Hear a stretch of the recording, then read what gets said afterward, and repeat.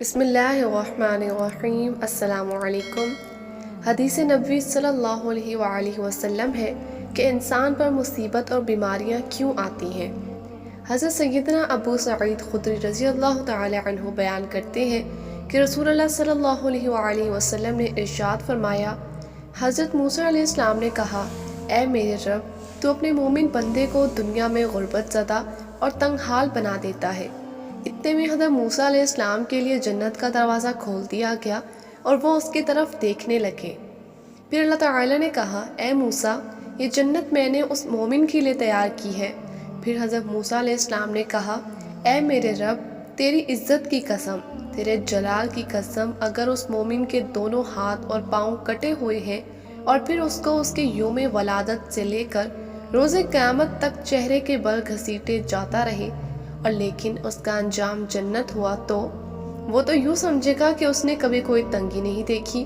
پھر موسیٰ علیہ السلام نے کہا، اے میرے رب، تو نے اپنے کافر بندے کے لیے دنیا میں بڑی وسعت پیدا کی ہے۔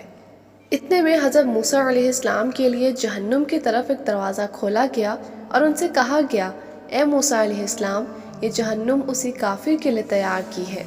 حضرت موسیٰ علیہ السلام نے کہا، اے میرے رب، تیری عزت اور جلال کی قسم، اگر اس کو اس کے یوم تخلیق سے روز قیامت تک پوری دنیا دے دی جائے لیکن اس کا انجام یہ ہوا تو وہ یوں سمجھے گا کہ اس نے کبھی کوئی بھلائی نہیں دیکھی۔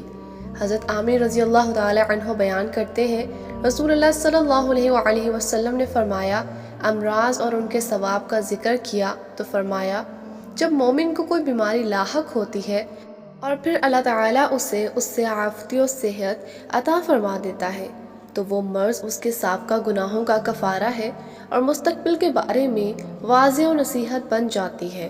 اور جب منافق بیمار ہوتا ہے پھر اسے عافیت عطا کر دی جاتی ہے تو وہ اس اونٹ کی طرح ہوتا ہے جسے اس کے گھر والوں نے باندھ رکھا ہو اور پھر انہوں نے اسے چھوڑ دیا۔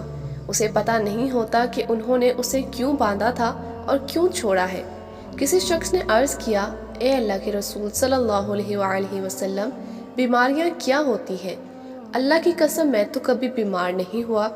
آپ صلی اللہ علیہ وآلہ وسلم نے فرمایا، ہمارے پاس سے چلے جاؤ، تم ہم میں سے نہیں۔